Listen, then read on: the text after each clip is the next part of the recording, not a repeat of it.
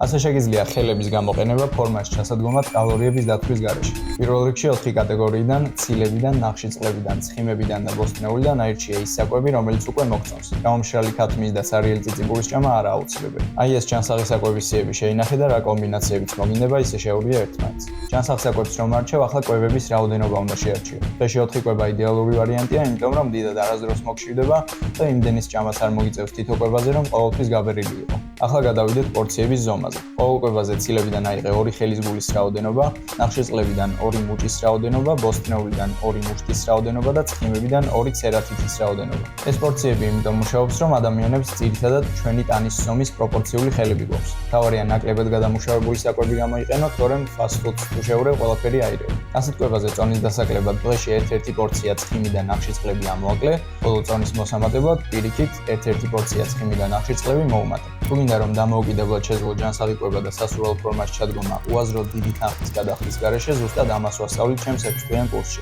დასაწყებად მხოლოდ ინტერნეტზე ვსტომა და რამდენიმე წუთი თავისუფალი დრო დაგჭირდება, ამიტომ თუ დაინტერესდი, პირადში მომწერე სიტყვა კურსი და დეტალებს გაგაცნობ.